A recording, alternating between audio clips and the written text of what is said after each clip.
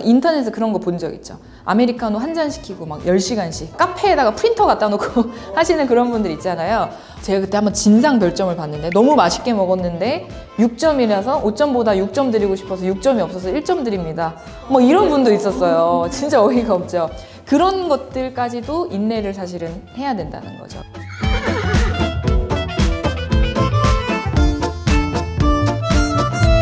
아마 여러분들이 대충 알고 계셨던 그 창업의 유형을 제가 오늘 좀 짚어드릴 테니까 아, 이런 창업은 이런 것들이 좋구나, 이런 것들이 리스크가 있구나, 이런 걸 좀 알아가는 시간으로 살펴보시면 좋을 것 같습니다. 일단 저는 4가지 형태로 한번 나눠보려고 해요. 그래서 첫 번째는 점포 창업이에요. 제일 많이 도전하기 쉬운 형태라고 보시면 됩니다. 여러분들 창업하시게 되면 보통 뭐 많이 생각하세요? 붕어빵, 호떡 장사. 그쵸. 그것도 어쨌든 간 내가 몸으로 뛰어가지고 그 공간, 특정 공간에서 창업하는 거잖아요. 결국에 점포 창업은 여러분들이 이야기하셨던 것처럼 미용실, 뭐 옷가게, 편의점, 카페, 대부분의 점포, 공간이 있는 상태에서 이루어지는 거라고 보시면 됩니다. 그러다 보니까 이 점포 창업은 그 주제가 있어야 되잖아요. 나만의 경쟁력이 되게 명확해야 돼요. 점포 창업을 하려면 반드시 체크해야 되는 몇 가지가 있습니다. 우리 지금 여기 근처에 여러분들 식사하시잖아요. 카페 가시잖아요. 입지랑 상권, 이 2가지 정보가 굉장히 이 점포 창업하는 데 있어서 거의 뭐 성패를 가른다고 봐도 과언이 아닙니다. 입지는 뭐냐면 그냥 이제 그러니까 쉽게 얘기해서 좌표예요, 좌표. 예를 들면 이렇게 대로변이 있으면 여기에 코너, 요 위치, 요 딱 공간, 특정 공간을 입지라고 이야기를 하고, 상권은 유동인구나 소비자들이 걸어 다니는 그 범위 자체를 상권이라고 이야기를 해요. 그럼 예를 들면 우리가 지금 있는 여기는 주거지가 사실 좀 많잖아요. 주거지 상권이라고 보통 얘기를 하고, 명동 같은 데는 뭐예요? 관광 상권으로 이루어져 있는 거고, 대학가는 또 대학 상권으로 이루어져 있는 거고, 오피스 중심에 있는 또 상권들이 있잖아요. 그래서 유동인구와 그 다음에 그 소비자들이 보통 소비 일반적으로 많이 하는 그 범위들을 아울러서 우리가 상권, 이렇게 표현을 많이 한다. 둘 다 좋은 입지, 좋은 상권이면 가장 좋거든요. 근데 그 위치는 이미 누군가가 하고 있어요. 그리고 이걸 잘 찾으셔야 되거든요. 어떻게 잘 찾을 수 있을까? 네이버 부동산. 사이트 나온 김에 이야기를 드리면 소상공인 시장진흥공단에서 이 상권 분석 시스템 사이트가 있어요. 이건 사실 제가 이제 강의할 때도 많이 얘기를 해주고 띄어서 보여주기도 하는데, 어쨌든 이 사이트에 들어가게 되면 내가 관심 있는 상권의 유동인구가 어느 정도 수준인지, 그 다음에 거기에 뭐 월세나 이런 것들이 어느 정도로 형성이 되어 있는지, 거기에 관련된 그 업종들이 얼마나 많이 있는지, 이런 내용들이 쫙 다 정리가 되어 있습니다. 그래서 요거를 좀 적극적으로 활용을 하셔서, 당연히 네이버나 뭐 카카오 이런 데도 활용을 하셔야 되겠지만 이런 것들을 통해서 입지랑 상권 정보를 보시면 돼요. 근데 제일 중요한 건 내가 원하고자 하는 그 점포 창업의 아이템이 있을 거잖아요. 그 아이템이 필요로 하는 입지와 상권을 찾아야 돼요.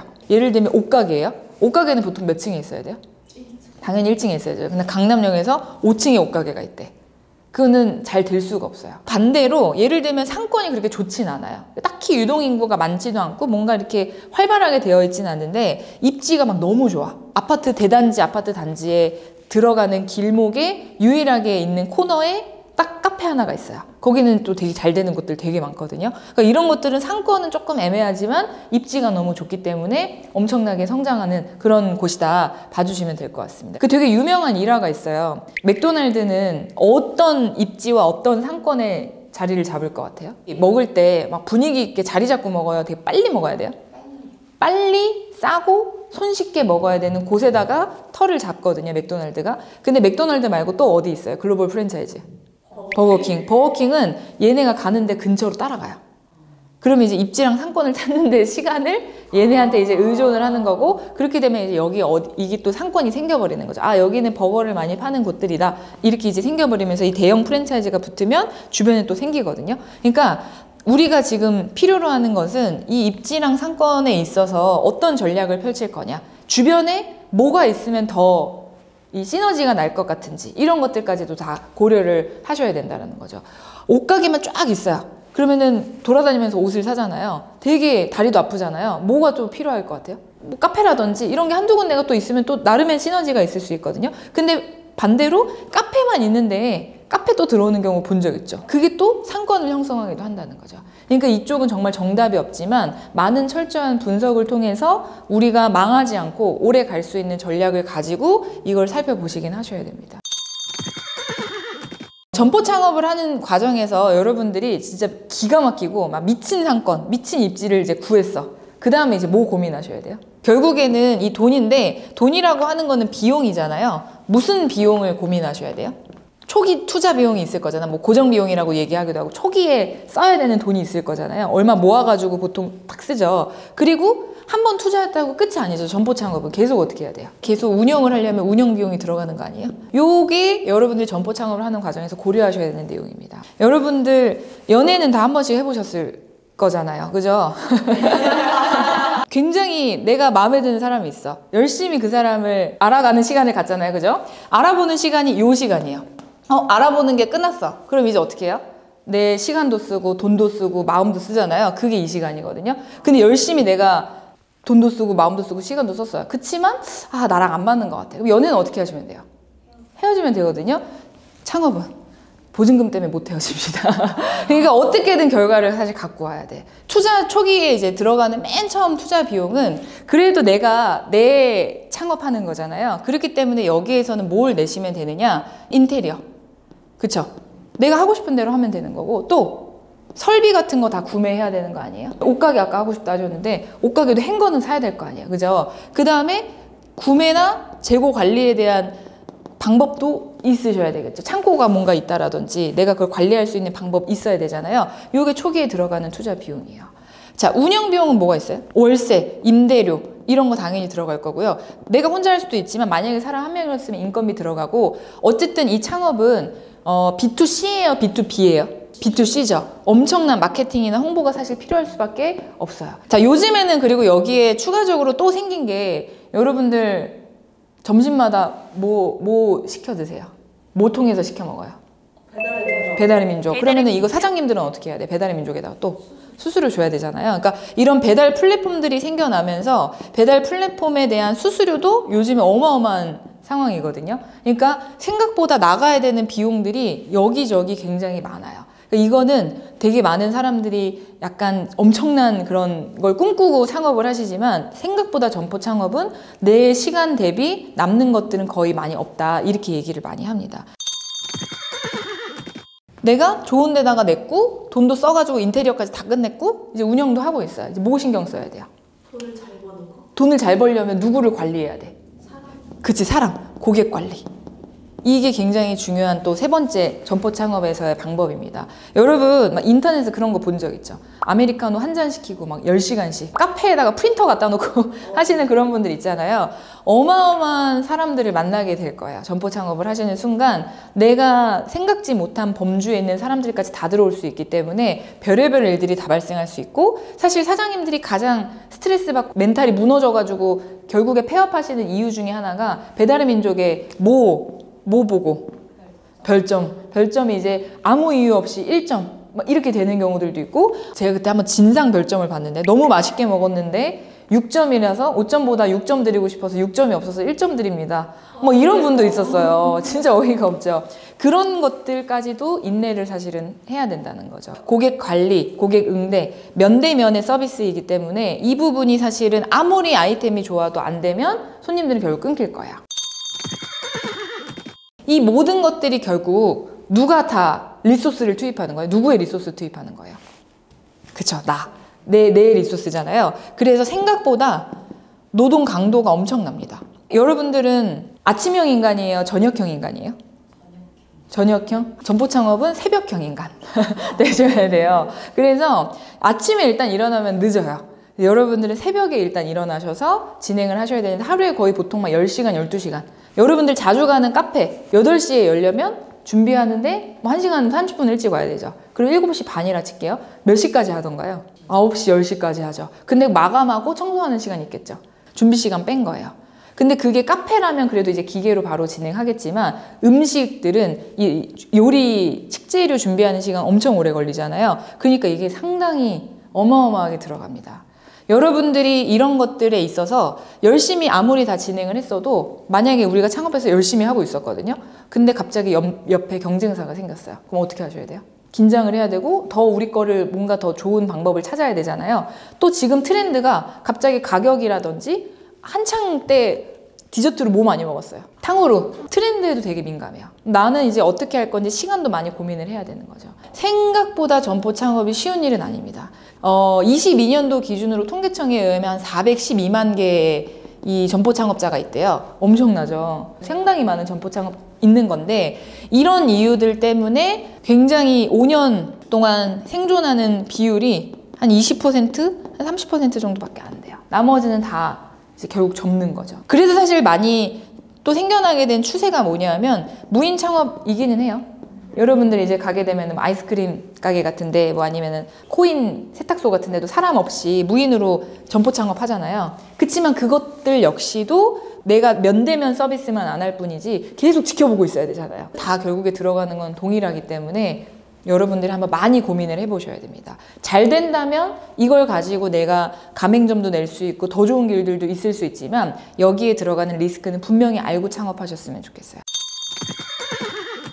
요즘에는 여기서 점포 창업하신 분들이 여기서 끝나지 않아. 이제 이태원 클래스를 보고 이제 열심히 꿈을 키워가지고 내가 프랜차이즈를 내야지 1인 본사 시대라고 해서 나 한 명이 프랜차이즈 10개, 20개 운영하시는 분들도 있어요.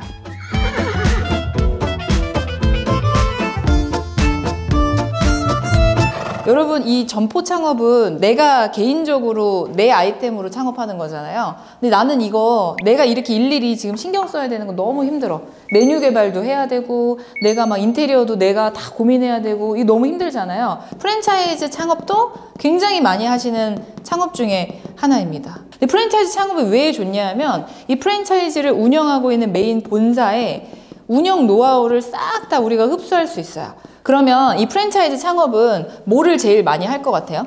무슨 순서일 것 같은지 한번 맞춰보세요. 카페? 네 번째. 편의점. 1번. 네. 여러분들 축구 볼 때 뭐 먹어요? 치킨. 치킨. 이거 순서가 바뀌었다. 여러분들 아침, 점심, 저녁으로 뭐 먹어요? 밥 먹죠. 그러니까 이거는 그냥 이렇게 다 퉁쳐서 한식. 예. 그래서 여러분 뭐 부대찌개, 뭐 김치찌개, 뭐 보쌈 뭐 이런 거 먹잖아요. 그런 거 다 합쳐서가 이 정도 순서입니다. 그럼 또 프랜차이즈 창업의 특징은 뭐가 있는가 한번 제가 말씀을 드려볼게요. 제일 중요한 건 요거거든요. 그러니까 여러분들이 사실 기존에 있었던 건 싹 갖고 올 수 있어요. 그래서 어떻게 보면은 편하죠. 용이성이 있어요. 그 편하다라고 하는 거는 운영상의 뭔가 시스템적인 부분도 있을 거고요. 공급망에 대한 부분도 있을 거고요. 여러분들이 안 가본 도시 있으시죠? 근데 거기에 갔는데 여러분들이 굉장히 좋아하는 커피 가게가 거기 딱 있어요. 되게 뭔가 어때요? 마음 반갑고 안심이 되지 않아요? 예. 그래서 어떤 지역, 어디에 있던지 간에 일단 기본적으로 브랜드 인지도를 먹고 가기 때문에 이런 부분들에서 굉장히 쉬워요. 그래서 일반적으로 사람들이 접근하기가 굉장히 용이합니다. 그래서 이게 프랜차이즈 창업의 가장 큰 강점일 것 같아요. 프랜차이즈 창업은 이거를 내가 고르는 입지나 상권도 내가 사실 고민을 하는 곳들도 물론 있긴 하지만 어느 정도 내가 제안을 하기도 하지만 대부분 본사에서 지정해 주는 곳들도 많아요. 그래서 여기로 지금 우리가 앞으로 가맹점을 내려고 지금 계획하고 있는데 이 위치에서 이 입지에서 창업하실 분 하면은 기존에 이제 있었던 리스트 중에서 뽑아가지고 이제 들어가는 거예요. 그러니까 심사도 보는데 심사가 생각보다 까다롭습니다. 이 본사 입장에서는 가맹점주분들을 잘 관리해서 우리 브랜드 인지도 떨어지면 안 되잖아요. 그러니까 잘 하실 수 있는 분을 찾기 때문에 심사도 적절하게 까다롭게 본다 보시면 돼요. 점포 창업이든 얘든 어쨌든 초기에 당연히 뭐가 들어가요? 돈이 들어가죠. 얘는 초기에 들어가는 비용이 더 높아요. 그래서 프랜차이즈 하나 낼 때 가맹비라고 해서 막 1억씩 한 번에 내야 돼요. 그 이름을 내가 갖다 쓰는 거잖아요. 그래서 이거는 초기 기금이 더 드는 경우도 굉장히 많습니다. 이런 경우도 있어요. 예를 들면 인테리어가 사실 되게 멀쩡하거든요. 내가 만약에 내 카페를 창업하는 거면 기존 인테리어 거의 살짝만 선봐가지고 내면 되는데 다 그들만의 인테리어가 다 똑같이 표준화돼 있죠. 그러니까 내가 안 바꾸고 싶어도 무조건 그건 다 똑같이 가야 되는 거예요. 공급망도 여기서 다 지정해 주잖아요. 그럼 예를 들면 여러분들이 식재료를 구입을 해야 되는데 내가 더 싸게 살 수 있는 방법을 알고 있거든요. 그래도 난 어떻게 해야 돼요? 지정해 준 데를 여기서 무조건 사야 돼요. 그런 것들이 이 초기 비용이 들어가는 형태인 거고, 여러분들이 매출이 어떤 일정 수준까지는 그냥 이제 초기 비용 내고 끝내는데 어느 정도 수준이 딱 넘어가잖아요. 그럼 매출의 일정 퍼센테이지를 본사에다가 갖다 줘야 되는 경우도 있어요. 그러면은 내가 나갈 돈은 아무리 내가 돈을 많이 번다고 쭉 가는 게 아니라 일정 부분이 넘어가면 나갈 비용이 또 생기는 거예요. 본사가 문제가 생기면 어떻게 해요? 같이 망해요. 예. 본사라고 하는 거에 리스크가 반드시 존재를 합니다. 오너 리스크가 생긴다든지 아니면 그 본사 자체가 뭔가의 문제에 휩싸인다든지 거기에서의 타격이 가맹점한테 그대로 다 와요. 그래서 이런 것들에 대한 관리가 여기서도 쉽지 않고 가맹점 입장에서도 되게 리스크를 항상 안고 있어야 되는 부분들은 있습니다. 그래서 스타벅스는 직영점만 운영하죠. 아예 가맹점이 없잖아요. 그러니까 그런 형태들도 있다 생각하시면 되고, 다만 워낙에 쉽게 진행을 하기 때문에 아까 전에 제가 5년 동안 생존하는 그 생존율 이야기를 드렸는데 일반 점포 창업은 한 20-30%밖에 안 되거든요. 근데 얘는 프랜차이즈 창업은 50%가 넘어요. 그래서 그만큼 좀 안정적으로 5년 동안은 살아남을 가능성이 있다, 이렇게 보시면 좋을 것 같습니다. 요즘에는 지금 어떻게 많이 가는지 아세요? 점포 창업하신 분들이 여기서 끝나지 않아. 이제 이태원 클래스를 보고 이제 열심히 꿈을 키워가지고 내가 프랜차이즈를 내야지 이렇게 이제 가는 거예요. 내가 프랜차이즈 본사가 되려고 하는 프랜차이즈 본사 시대가 이제 막을 열었단 말이에요. 그래서 이 프랜차이즈 본사 시대는 내가 개인 창업을 했어요. 직원을 내가 한 명도 안 써요. 그러면은 우리 회사는 몇 명인 거예요? 우리 매장은? 나 혼자 한 명이잖아요. 1인 본사 시대라고 해서 나 한 명이 프랜차이즈 10개, 20개 운영하시는 분들도 있어요. 가맹점만 주는 거죠. 2018년도 기준으로 한 5,000개 정도 됐었거든요. 근데 지금은 이 본사 개수가, 그러니까 여러분들이 아는 거 뭐 교촌치킨, 내내치킨 막 있잖아요. 그런 거가 개수 자체가 5,000개가 된다는 거. 가맹점 빼고 본사만 2022년 기준으로 8,500개까지 올라왔어요. 요즘에는 조그만하게 1개 매장, 2개 매장에서 출발한 곳들이 프랜차이즈화 되는 곳들이 굉장히 많다. 그러니까 점점점 이런 것들이 많아지고 있다 봐주시면 될 것 같습니다. 아무래도 대기업 프랜차이즈는 확실히 좀 관리가 잘 되고 안전하거든요. 실제로 여러분들 대기업 프랜차이즈 아이스크림 중에 뭐 어디 있어요? 31가지 맛. 뭐 이런 데들은 폐점률이 한 2%가 안 돼요. 그러니까 그 매장을 내가 내면 1년 동안 전체 폐점하시는 분들 중에 0%, 1%, 2% 될까 말까 한 게 대기업에 대한 폐점률이거든요. 근데 생각보다 폐점률이 나머지 곳들은 이런 데에서 많이 옵니다.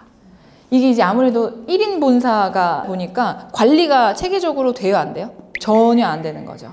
여러분 잘 생각해 보면 프랜차이즈 관리가 뭐가 있을까 싶지만 제일 중요한 게 발주예요, 발주. 내가 음식 하나를 만들기까지 재료가 되게 많이 들어가죠. 근데 그 재료를 어디서 사요? 뭐 마트가 됐건 아니면 시장이 됐건 이런 데 살 거 아니에요. 그 재료만 필요한 게 아니라 여러분들 흰색 옷 입었어, 짜장면 먹으러 왔어, 뭐 위에다가 할 거예요?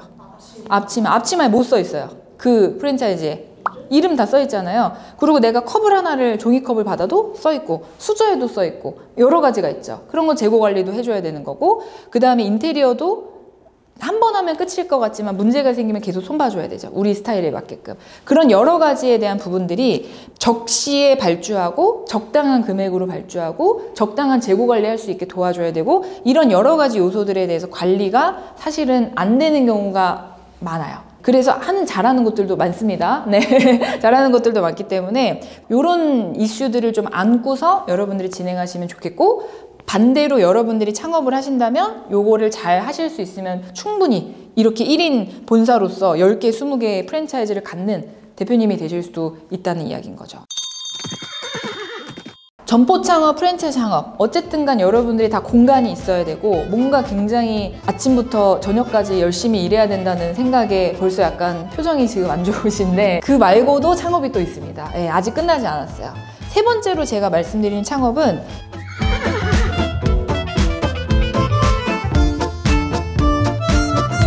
프리랜서 창업입니다. 나는 이런 거 없이 민첩하게 기동성 있게 움직이고 싶어. 내가 잘하는 거 하나를 가지고 열심히 적극적으로 하고 싶어 하시는 분들이 보통 많이 하시는 창업입니다. 그러니까 제일 대표적으로 어떤 분들이 있어요?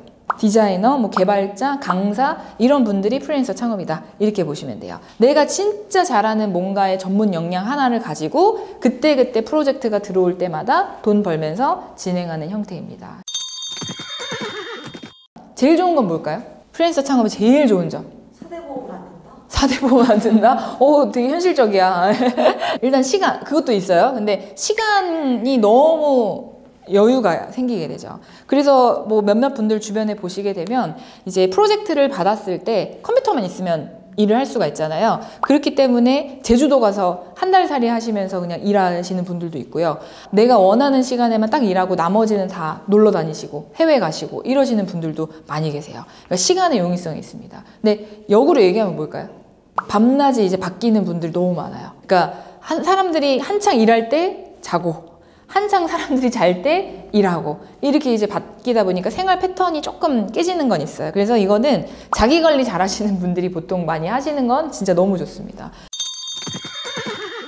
시간이 일단은 많을 수 있다는 건 되게 장점인데 반대는 뭐가 있을까? 장점이자 단점이 될 수 있는 제일 중요한 거 돈이잖아요. 돈을 하는 만큼 벌 수도 있고 하는 만큼 못 벌 수도 있는 거죠. 그러니까 월급에서 되게 자유로워지거든요. 근데 월급날이 그립다는 얘기야. 그래서 이거 굉장히 중요합니다. 결국에는 고정된 월급이 없다라는 이야기는 하는 만큼 벌 수 있다는 이야기는 맞는데 대부분의 분들이 이것 때문에 퇴사를 하죠. 이 열심히 꿈꾸고 직장 잘 다니다가 프리랜서 성공해야지 퇴사를 하지만 결국에 그것 때문에 다시 회사에 입사를 해요. 생각보다 안 되네 라는 걸 이제 느끼고 현실의 벽에 가로막혀서 다시 입사를 하기도 합니다. 그러니까 내가 잘하는 컨텐츠를 무지하게 잘 강화시키시는 게 프리랜서 창업의 가장 중요한 핵심이 될 것 같아요. 제일 중요한 거는 프리랜서잖아요. 내가 일을 따야 되잖아요. 그럼 내가 나에 대한 스스로 뭐가 돼야 돼요? 마케터가 돼야 됩니다. 내 PR을 너무 잘하는 사람이 돼야 되고 어딜 가든 내가 이런 거 할 수 있습니다. 올려놓으셔야 되는데 요즘에는 이제 이런 것들을 많이 하기 위해서 사이트들 굉장히 많잖아요. 뭐 있어요? 크몽, 그쵸? 뭐 숨고, 뭐 타링 이런 사이트들에 프리랜서를 창업하시는 분들은 나랑 유사한 직종을 가진 분들을 좀 이렇게 벤치마킹도 할 겸 사이트를 들어가셔서 어떤 식으로 포트폴리오를 올려놓고 어떤 식으로 단가를 책정해가지고 진행하는구나를 살펴보시면 좋고요. 반대로 내가 나중에 이 플랫폼을 활용해서 올려놓으실 수도 있겠죠. 예, 초반에 고객들을 유입하는 게 마케팅으로 쉽지 않잖아요. 그러니까 여기를 통해서 활용하시는 것도 방법이 되실 수 있습니다. 그러니까 결국에는 이 프리랜서 창업의 핵심은 고객을 꾸준히 확보할 수 있는가?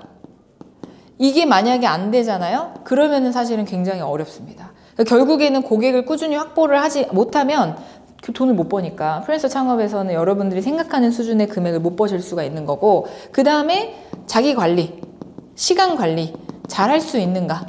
주어진 시간 동안 일을 하는 게 아니기 때문에 여러분들이 나머지 시간들을 어떻게 내 몸값을 올리기 위해서 더 노력할 것인가 이런 것들이 전제가 안 되면 프리랜서 창업은 사실 안 맞을 수 있어요. 그냥 직장 다니시는 게 나을 수도 있다는 거죠. 그래서 이런 걸 여러분들이 염두에 두고 창업을 해보시면 좋을 것 같다라는 생각이 듭니다. 아시겠죠? 보통 스타트업 창업을 뭘 이야기를 할까? 누구를 스타트업이라고 할까? 젊은 애들이 정신 못 차리고 아이디어 하나 가지고 팀 꾸려서 하는 사업? 정신 못 차리고요? 이거 논란이 될 수 있는 얘기예요. 마인드가 젊어요. 마인드가 젊어. 좋아.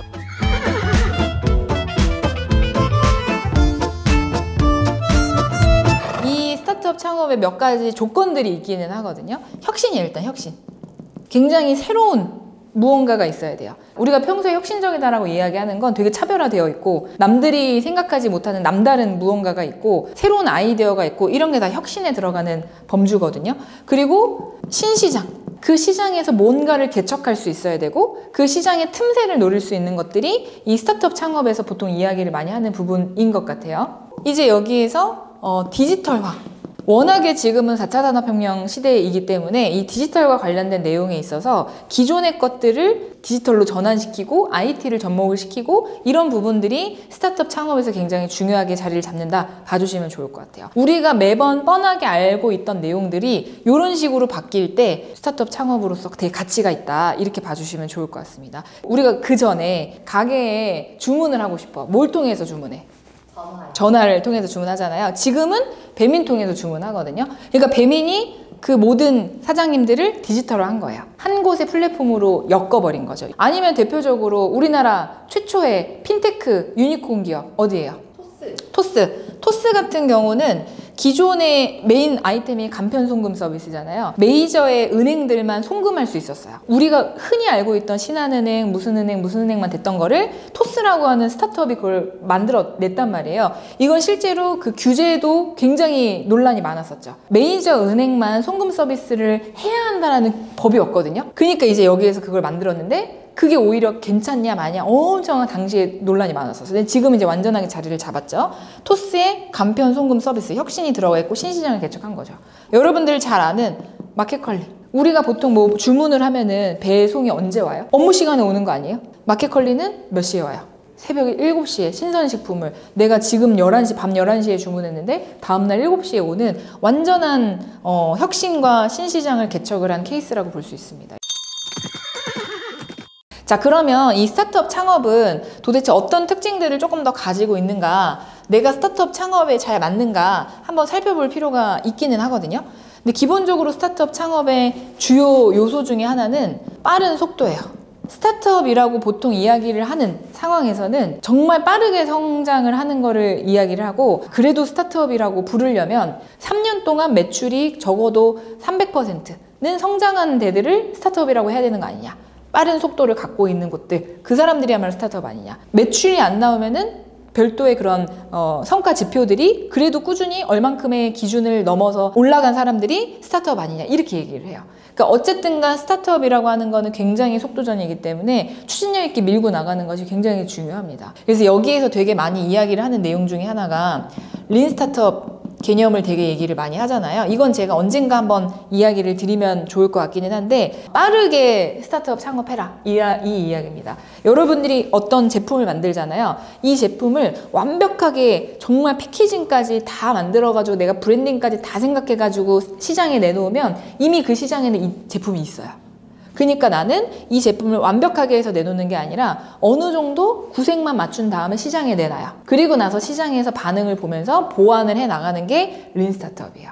속도가 생명이기 때문에 그렇습니다. TV에서 보시게 되면 정말 많은 광고들이 나오잖아요. 대기업 광고들은 일반인만 쓰죠. 사실 LG 광고나 삼성 광고 생각해보면 유명 연예인들이 하는 거는 거의 없고요. 오히려 일반인들이 써서 그 브랜드를 딱 강조를 시켜버려요. 근데 스타트업들 아이템들은 떠야 되잖아요. 그러니까 오히려 유명인들 되게 많이 쓰거든요. 여러분들 오늘 가셔서 TV를 한번 보시면 광고들 중에서 여러분들이 알만한 스타트업도 굉장히 많습니다.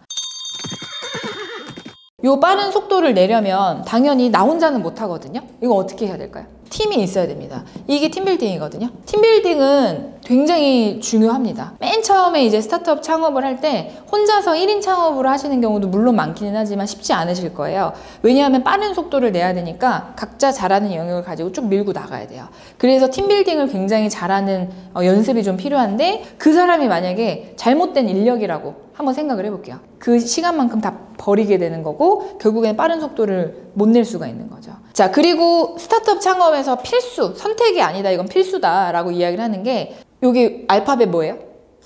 J죠. J커브라고 들어봤어요? 스타트업에서 제일 대표적으로 이야기하는 성장 곡선이에요. 그래서 스타트업들은 이렇게 커야 된다라고 이야기를 하거든요. 약간 초반에는 팀 꾸리려면 적어도 우리 팀이랑 같이 이야기를 하려면 뭐 공간이라도 있어야 되고, 공간을 내가 카페에서 일한다 하더라도 내 시간을 계속 써야 되니까 비용이 나가는 거잖아요. 내 돈은 점점점 마이너스가 돼요. 이게 데스밸리거든요. 그 유명한 죽음의 계곡인데, 요거를 통과하고 나면 이제 그때부터는 매출이 미친 듯이 올라가요.